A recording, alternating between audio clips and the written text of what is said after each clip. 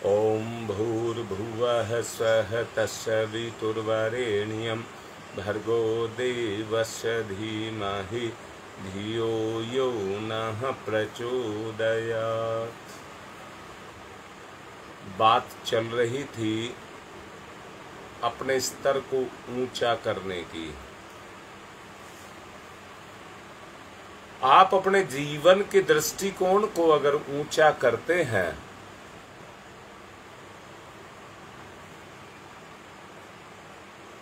सोच करके देखिए तो जीवन की जितनी भी समस्याएं हैं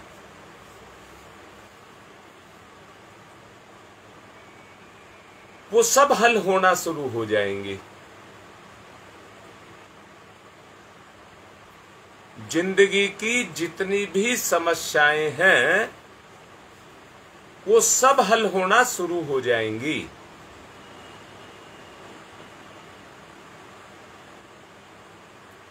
इसलिए बहुत जरूरी एक बात है कि किसी भी तरह से अपनी सोच को बड़ा करिए।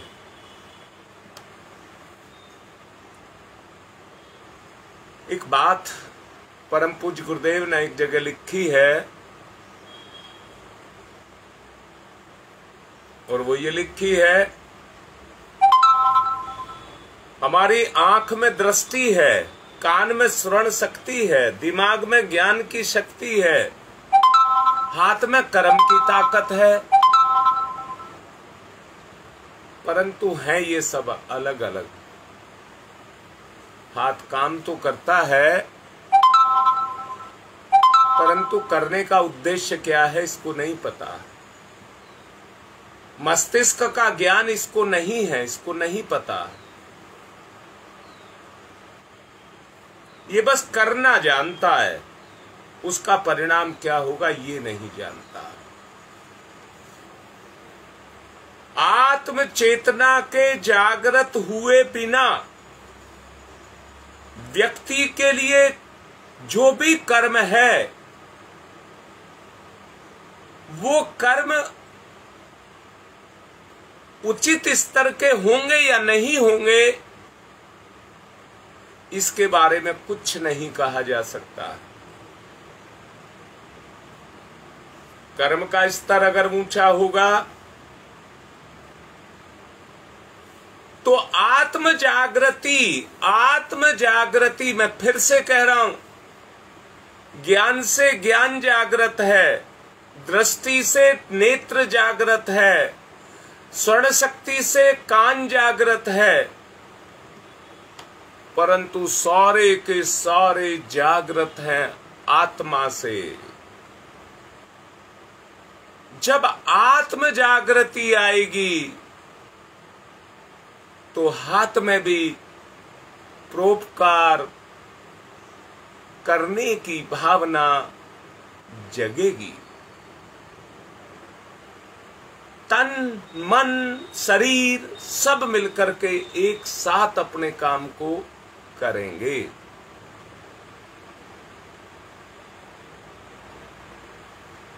सोचो सोचो, जब तक मेरी आत्म जागृति नहीं होगी छोटी छोटी बातों पर मैं सांसारिक दृष्टि से अपनी प्रतिक्रियाओं को करता रहूंगा। छोटी छोटी बातों पर। परंतु जैसे ही मेरी आत्म जागृति हो जाएगी आत्मा का प्रकाश मेरे कण कण पर पड़ता हुआ चला जाएगा। जितनी भी छोटी बड़ी समस्याएं जो भी आज मेरे सामने हैं उन सब का निवारण मेरी विचारधारा के अनुसार होता हुआ चला जाएगा। जब आप अपनी विचारधारा इस प्रकार की बना लेंगे तो कार्य जो भी करेंगे वो सब कार्य यज्ञ हो जाएंगे। आपके शरीर के द्वारा अगर एक भी हरकत होती है तो उस हरकत का जो स्तर होगा वो यज्ञ के समान समतुल्य हो जाएगा। एक आदमी अपनी गृहस्थी का पालन, मैंने उदाहरण दिया था, बोझ मान करके करता है और वही दूसरा आदमी उसी गृहस्थी का पालन अपना कर्तव्य मान करके अंदर की उमंग और ललक के साथ करता है। पैसे को, साधन को, धन को, समस्याओं को इनके बंद करके नहीं रहता है, अपने कर्तव्य को करता है। छोटी छोटी सी समस्याओं को वो हल करता चला जाएगा और जब वो हल होने लग जाएंगी तो उसका साहस, उसकी हिम्मत, उसकी हिम्मत बढ़ने लग जाएगी और जीवन सुरम्य वाटिका, जो परिवार है वो सुरम्य वाटिका, उसमें माली की भूमिका को निभाता हुआ, उसमें वो माली की भूमिका को निभाता हुआ अपने जीवन को धन्य कर जाएगा। कर्तव्य पालन ईश्वरीय आज्ञा की दृष्टि से अगर किया जाए, ईश्वरीय आज्ञा आत्मा, अगर उसकी दृष्टि से किया जाए तो वो कर्तव्य पालन नहीं रह जाता है, अपने कल्याण का साधन बन जाता है। जो कुछ पाता है उसमें खुशियां ही खुशियां भरी हुई होती हैं।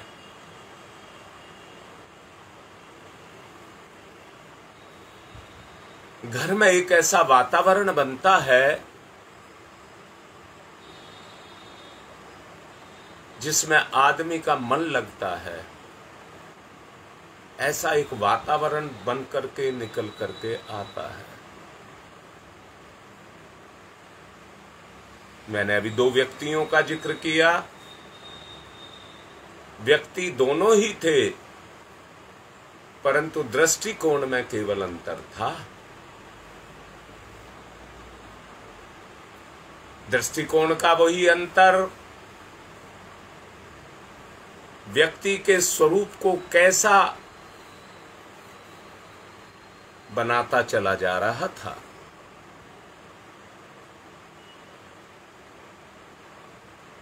वही अंतर, कितना परिवर्तन उनके जीवन में था।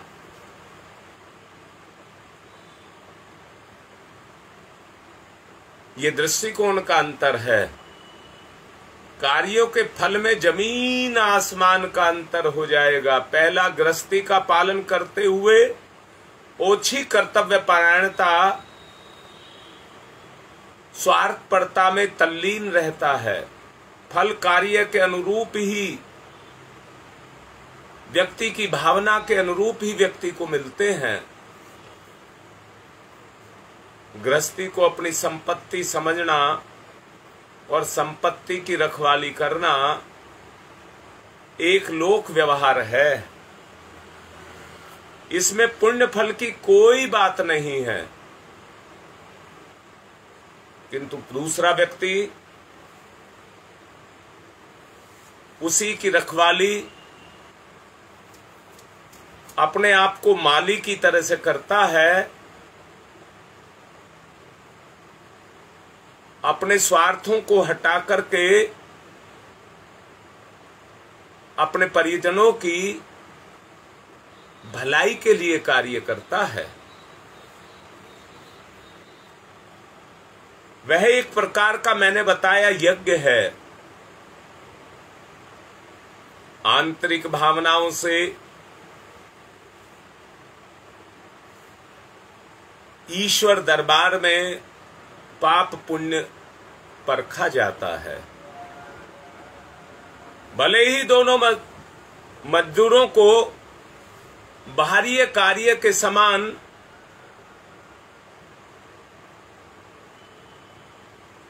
अनुभूति हो, परंतु ईश्वर के दरबार में दोनों का लेखा जोखा अलग अलग होगा। जिसने स्वार्थ की ओछी भूमिका को निभाया है, भावनाओं से ग्रस्त का पालन नहीं किया है,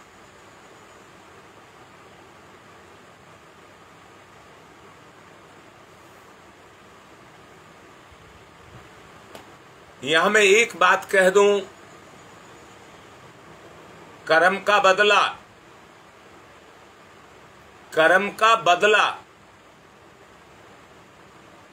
कर्म के बदले से मतलब है आपने भावना को ओछा रखा है, इसलिए आपको अपने परिवार से ओछी ही हरकतें मिलेंगी। स्त्री ने उसकी काम तृप्ति कर दी, बेटी ने उसकी इंद्रिय विकार के साथ आने वाली जो जिम्मेदारी को है उसको वसूल कर लिया, बेटे ने अपना नाम चला दिया, बहन ने उसका काम चला दिया, बहन ने रोटी खा करके मजदूरी कर ली, बस इन्हीं में उलझ करके रह जाएगा। हिसाब किताब सबको बराबर करना होगा। जो आदमी कर्तव्य भावना से अपने कर्म को, अपनी जिम्मेदारी को पूरा करते हैं, बदले की बात अभी मैंने आपसे कही, उसकी घर गृहस्थी में उसके परिजन उसको वैसा ही परिणाम वापसी चुकाएंगे, पवित्र भावनाओं से, पुण्य भावनाओं से। उसके भविष्य को श्रेष्ठ फल से नवाजा जाएगा। कुटुंबियों में प्रत्युपकार में जो थोड़ा बहुत बदला दिया गया है सो अलग है। मैं आज एक बात और कह रहा हूं, क्योंकि जमाना स्वार्थ का रह गया है। आप परिवार में रहकर के परमार्थ की बात को सोचेंगे तो आपके ही परिजन आपसे झगड़ा करेंगे और कहेंगे हमारा हिस्सा काट करके उपकार में दूसरे की भलाई में लगा रहा है। परंतु अंततः जीत तो सत्य की ही होती है।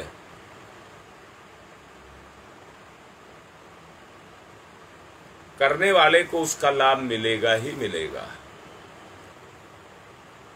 उच्च विचार से प्रेरित होकर के जो काम करता है,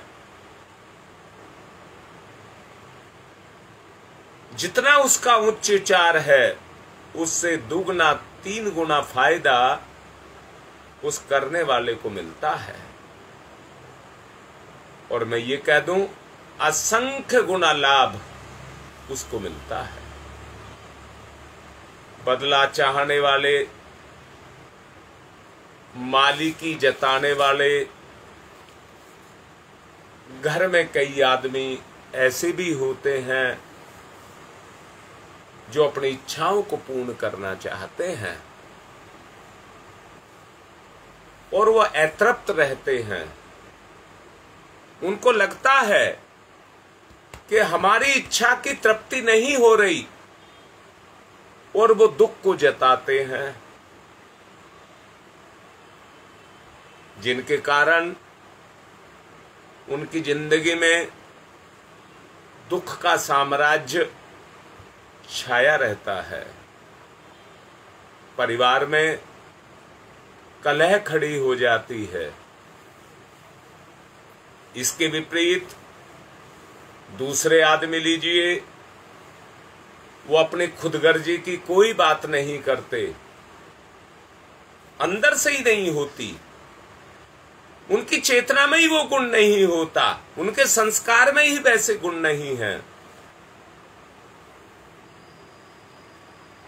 वो न्याय की बात करते हैं, औचित्य की बात करते हैं, हित की दृष्टि से संपत्तियों को देखते हैं।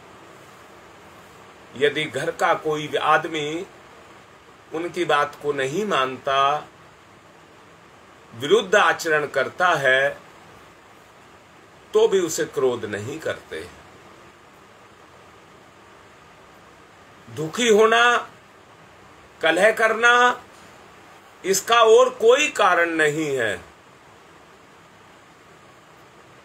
क्योंकि कर्तव्य अपने को ईमानदारी भी सिखाता है। सुधरने का मार्ग, उचित मार्ग जिस पर चला जाए,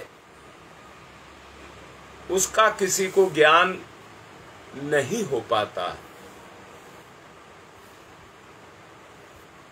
माली बगीचे को सींचता है, परंतु क्या पता है उसे, जिसमें वो खाद डाल करके पानी डाल रहा है, कल वो पेड़ खराब हो जाए, आड़ा टेढ़ा हो जाए, उसे नहीं पता। बीज खराब नहीं होता है, उसके गुण खराब होते हैं। इच्छित उन्नति माली को दोषी नहीं ठहरा सकते आप। ये स्वयं भी नहीं किया जा सकता, अपने आप को भी आप दोषी नहीं ठहरा सकते। सफलता असफलता दोनों ही हालात में व्यक्ति को मिलती है, परंतु हर स्थिति में आदमी को प्रसन्न रहना चाहिए। इस प्रकार के उच्च विचार वाला व्यक्ति अनंत नफे का भागीदार बनता है।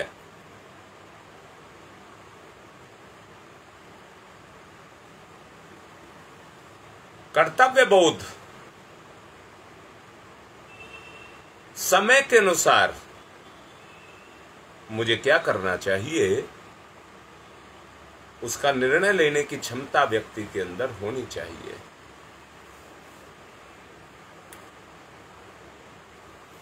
छोटे अबोध बालकों में भी प्रेम, हित और पवित्रता को परखने की शक्ति होती है।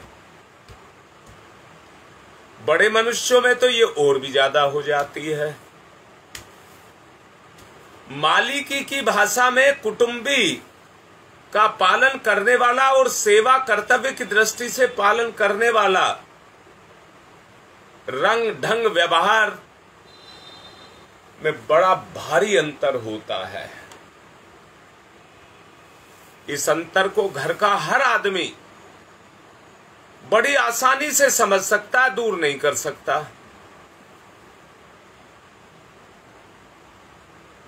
और आज सच्चाई को देखिए, वो अंतर आज सबके सामने स्पष्ट है। आज किसी भी परिवार में आप झांक करके देखेंगे तो गृहस्थ की भावना किसी की भी नहीं है। स्वार्थ स्वार्थ स्वार्थ।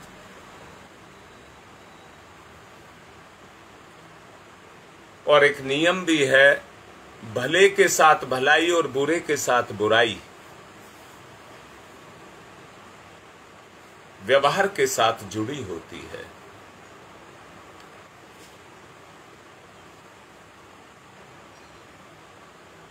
इच्छा हर मनुष्य की अपने आप में होती है। घर का हर सदस्य अपने संरक्षक के भावों को भी ताड़ता है, और जैसा कुछ प्रभाव उस पर पड़ता है उसी की प्रतिध्वनि के रूप में वो प्रतिक्रिया करता है। दर्पण के सामने जैसी शक्ल लेकर के जाओगे, दर्पण वैसा ही रूप आपको दिखाएगा। अगर रूप में कमी है तो वो दर्पण की कमी नहीं है। दर्पण तो हू पे हू जैसा उसके सामने है उसको प्रकट कर रहा है।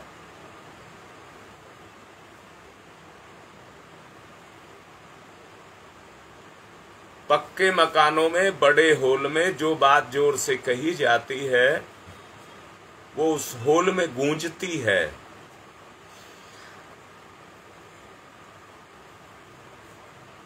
और उसकी प्रतिध्वनि लौट करके सारे में फैलती चली जाती है।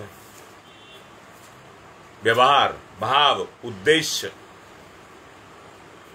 जैसा आपका होगा वैसी ही प्रतिक्रियाएं आपको समाज में देखने के लिए मिलेंगी।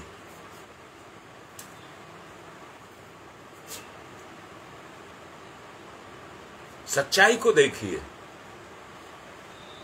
वो सब प्रतिक्रियाएं, उनका प्रभाव व्यवहारिक रूप में आपके सामने अपने प्रभाव को लेकर के आएगा। वैसा ही प्रत्युत्तर, मैंने दोबारा से कह रहा हूं, कुआं में या बड़े किसी हॉल में जोर से बोलते हैं तो वही आवाज बार बार गूंजती है।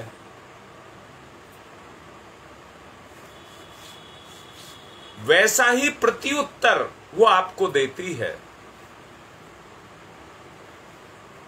एक की इच्छा होती है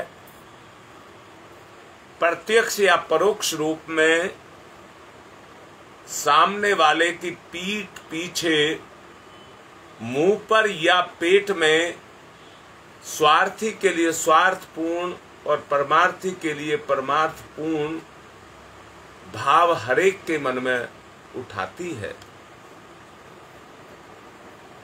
घर वालों को भी व्यवहार सहना पड़ता है। स्वार्थी से, मालिक ही गांठने वाले से वे मन ही मन कुढ़ते हैं। दोबारा से बोल रहा हूं, आपने ही बच्चा पैदा किया है, जैसी समर्थ हुआ वो तुम्हारा भी मालिक बन करके बैठ गया। क्या आप इसको मन ही मन महसूस नहीं करते हैं? आपके हक को, आपके पद को, आपकी गौरव, गरिमा, सम्मान को अगर कोई छीनना चाहेगा तो आपको कैसा लगेगा? मन ही मन कुढ़ते हो, अधूरे मन से सहयोग करते हो, सहयोग करने का दिखावा करते हो, चापलूसी करते हो, अपना बनाने की कोशिश करते हो। कुछ प्रभाव पड़ने वाला नहीं है। लुटेरा अपने मन से लूट रहा है, इसका कोई प्रभाव उस पर पड़ने वाला नहीं है। इसके विपरीत निस्वार्थ सेवक जैसा भाव, सच्चा प्रेम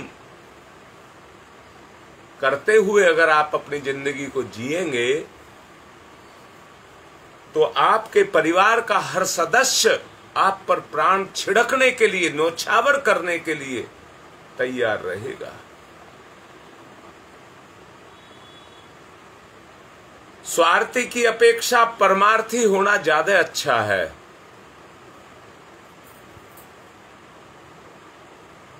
अब ये कहूंगा,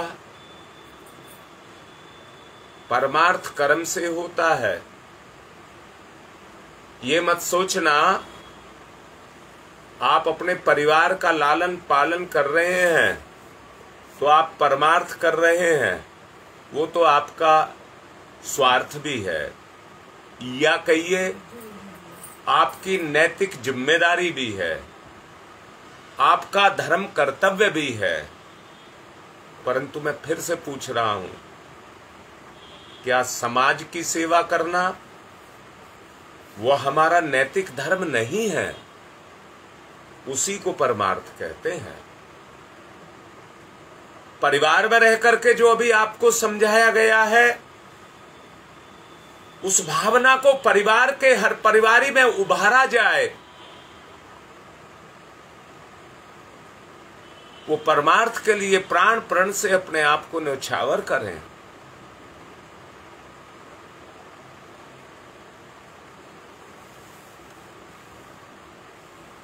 जब ये भावना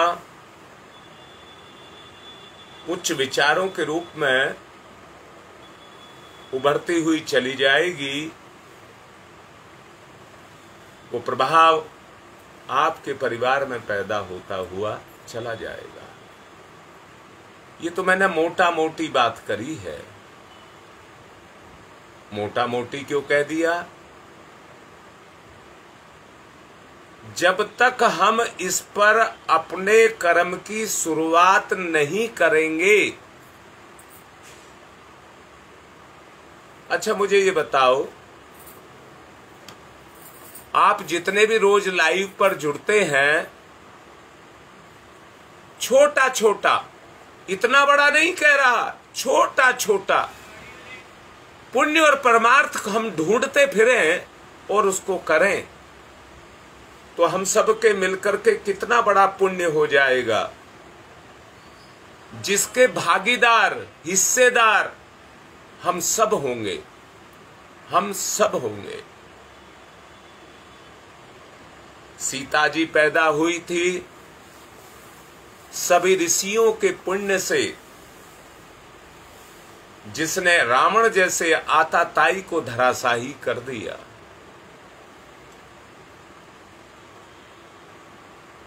आज जो रावणी वृत्ति पैदा हो गई है, छोटा सा बच्चा भी अपने आप को मालिक मानता है, माली नहीं मानता। हर कोई अपनी चलाने की बात सोच रहा है, समर्पण की बात कोई नहीं सोच रहा।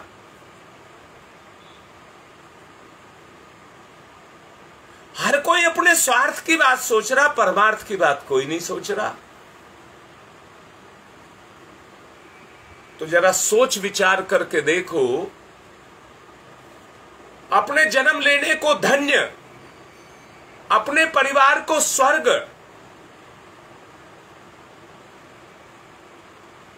और अपने संसार को या इस संसार को भगवान का उद्यान अगर हम बनाना चाहते हैं, तो पुण्य और परमार्थ की बात को सोचा जाए या ना सोचा जाए।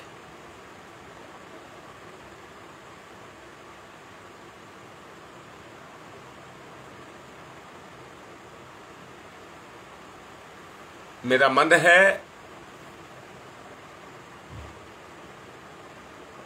जो भी क्षेत्र हैं, मैं सभी को कह रहा हूं, मेरा मन है कुछ पुण्य परमार्थ की बात को सोचा जाए। 2 स्तर मैंने बताए हैं। एक परिवार का स्तर, वो तो हमारी जिम्मेदारी है। नरक की आग, नरक की आग आज हर परिवार में जल रही है। भोग विलास स्वार्थ, इनका कुठाराघात हर जीव पर हो रहा है। कुत्सा और कुंठा हर व्यक्ति के जीवन में आकर के बस गई है।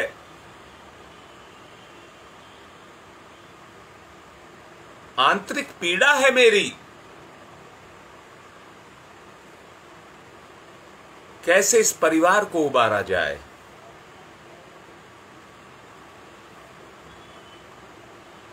सोचो जरा, आंतरिक पीड़ा है ये। एक एक करके बिखरे हुए होने के कारण हर परिवार तरह तरह की समस्याओं में, हर तरह तरह के विकारों में इतना उलझ चुका है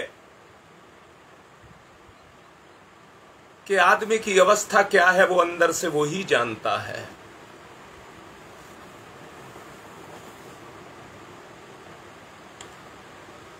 क्या किया जाए, क्या किया जाए, कैसे किया जाए? बातचीत से काम शुरू होता है, करने से उद्देश्य पूर्ण होता है। मैं आपसे पल्ला फैला करके मांग रहा हूं, भीख, भीख शब्द लगा रहा हूं, भीख, कि कुछ ऐसा किया जाए कि इस मानसिक स्तर को ऊंचा बनाया जाए।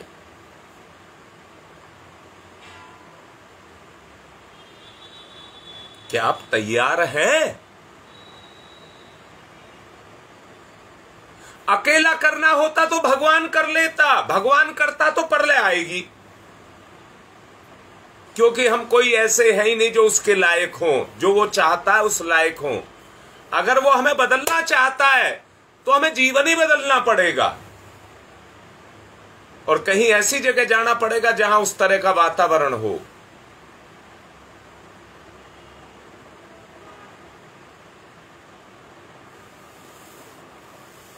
अगर हम खुद बदलते हैं तो भगवान तो हमारी सहायता करेगा। भगवान का काम है हमारी सहायता करना, भगवान हमारी सहायता करेगा। देख लीजिए, सोच लीजिए, समझ लीजिए, होगा एक ही स्तर पर।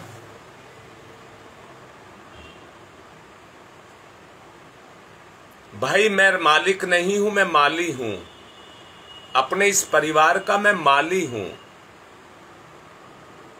मैंने कहा माली जिस पेड़ को, बीज को बोता है, उसको खाद पानी देता है, उसे नहीं पता कल को ये कैसा निकलेगा। हमें भी नहीं पता, छोटे छोटे बड़े प्यारे लगते हैं, बड़े प्यारे लगते हैं, लगता है ये मेरे सपनों को पूरा करेंगे, पर एक समय जब आता है तो सब धोखा देते हैं, सब धोखा देते हैं। माँ बाप तो उतने दिन तक ही केवल सुख पा लेते हैं जितने दिन तक वो छोटे, नासमझ, नादान होते हैं, उसके बाद धोखा ही धोखा है। ये धोखा, बुराई, दुर्गुण जो हमारी जिंदगी में आ गया, इसको कैसे निकाला जाए? इसने तो आकर के हमारी जिंदगी को जकड़ लिया। मैंने अभी कहा है, बताओ, भोग विलास, काम, वासना, तृष्णा, कुत्सा, कुंठा आज किसके जीवन में नहीं है?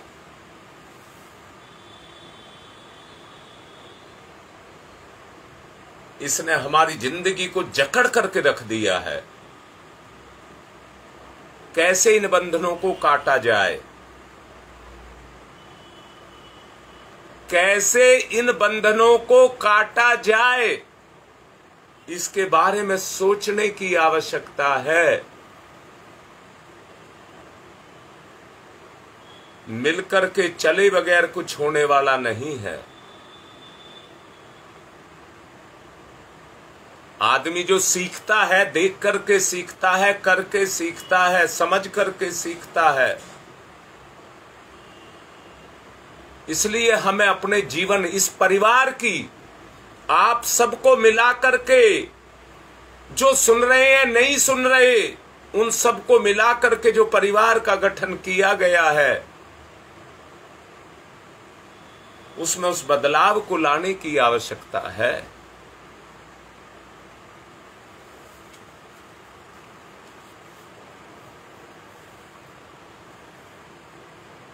जितना विचार किया जाए उस विचार से एक ही बात विदित होती है, भाई आप भी जरा टटोल करके और तोल करके देख लेना कि आप नहीं चाहते कि मेरा स्तर ऊंचा हो। हर कोई चाहता है, आप में से हर कोई चाहता है, परंतु फ्री में नहीं होता, देना पड़ता है, उसकी कीमत चुकानी पड़ती है।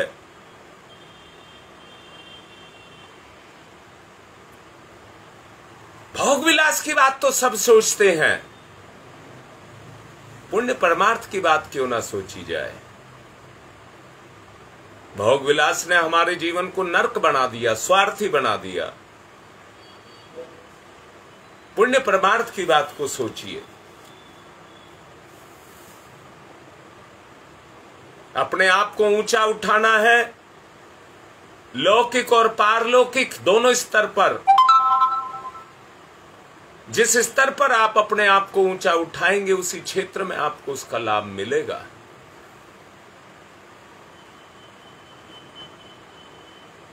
याद रखना, रुपए संपत्ति का हिसाब रख सकते हो, याद रखना पैसे गिन करके रख सकते हो, मेरे बैंक में इतने जमा हो गए इसका हिसाब रख सकते हो,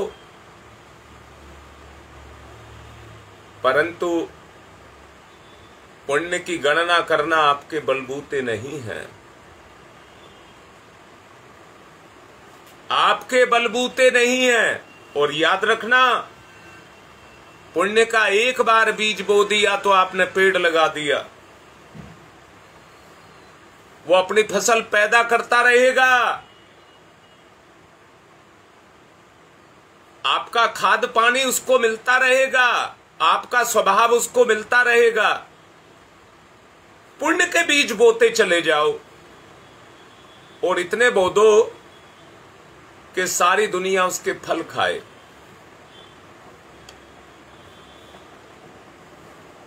तो क्यों ना मिलकर के ऐसा कोई कार्य किया जाए जिसमें अपने उद्देश्य को ऊंचा किया जाए। जीवन के उद्देश्य को कह रहा हूं, ऊंचा किया जाए, कलापूर्ण सौंदर्यपूर्ण दिखाई दे। वो कार्य बढ़िया सफलता से युक्त जिस प्रकार से मुग्ध होकर के मुक्त कंठ से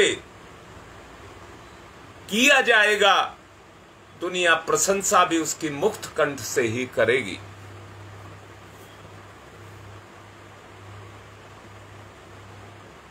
मैं उदाहरण देना चाहता हूं परंतु समय कम है, फिर भी उदाहरण दूंगा, कुछ समय ज्यादा लगेगा।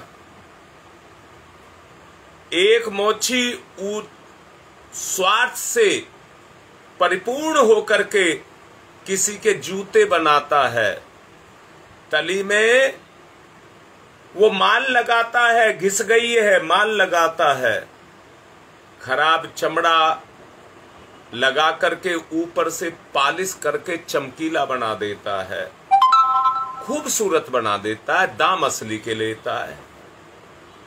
सस्ता काम करता है और दाम असली के लेता है ताकि चीज जल्दी बिक जावे, पहले से पहले उसे कुछ सफलता मिलती है, पर कुछ दिन में उसकी पोल खुल जाती है कि ये तो नकली माल बेचता है, दिखावा करता है।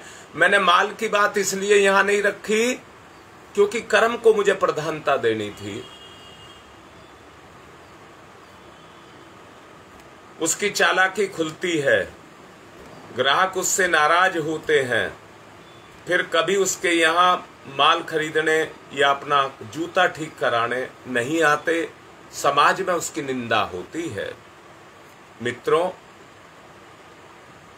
मैं भी आपसे यही कह रहा हूं, बदनामी मोची की हो रही है, घृणा का पात्र बन रहा है, कोई सम्मान विश्वास उसके ऊपर नहीं करता। जूता पात्र, ये सब अपनी अपनी जगह हैं। जूते के अलावा और भी बातें झूठी और नकली सिद्ध होती हैं। थोड़े दिनों में उसका व्यापार गिर जाता है। बदनामी के साथ साथ दरिद्रता गले बनती है। ओछे विचारों के कारण ये काम हुआ और उसी का ये नतीजा है। आप उस उच्च विचारों में मोची के उदाहरण से उन विचारों के साथ में अपने संबंध को जोड़िए। दृष्टिकोण में जल्द से जल्द किसी तरह का परिवर्तन अपने आप को करके लाना है। समय नहीं है, समय अपनी रफ्तार से चलता चला जा रहा है। हम पाप करें, उसकी जगह पे कम से कम पाप पर रुकावट तो पैदा करें। जिन लोगों के स्वास्थ्य की रक्षा के लिए अच्छे जूते तैयार किए गए, वो बढ़िया चमड़े से मजबूत मुलायम होते, अच्छे होते, तो पहनने वाले को दिलचस्पी आती, मेहनत और बुद्धिमत्ता के साथ साथ कीमत भी बढ़ती जाती,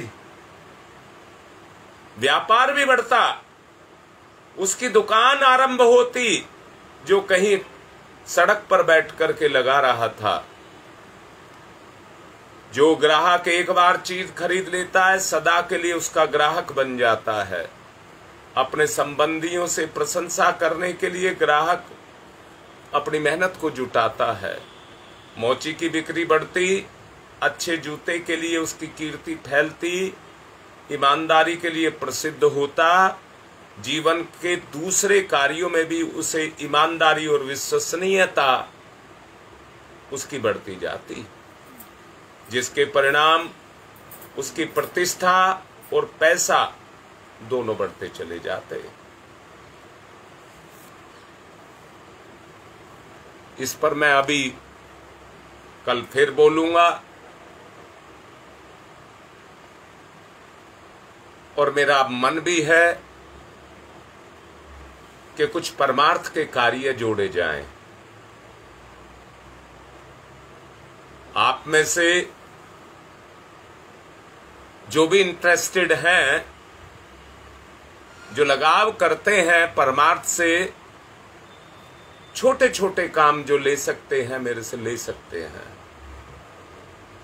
कुछ ना कुछ अब शुरुआत करेंगे। अपनी बात को मैं यहीं पूर्ण कर रहा हूं।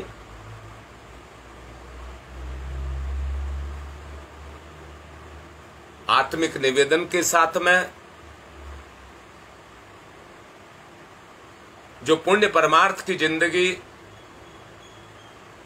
पाप की जिंदगी को छोड़ना चाहते हैं और पुण्य परमार्थ की जीना चाहते हैं, वो अपने प्रज्ञा मंडलों में आपस में संपर्क करें।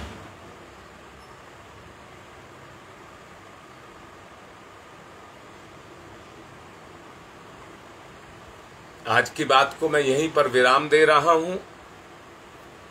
निवेदन कर रहा हूं कि आपको अच्छा लगा हो। देखिए, आप ही मुझे बढ़ा सकते हैं, गुरुदेव मेरी सहायता कर सकते हैं, मैं आपको बढ़ा सकता हूं, आप मुझको बढ़ा सकते हैं।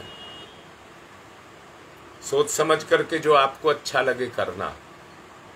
आज की बात संपन्न। ओम शांति ही शांति ही शांति ही।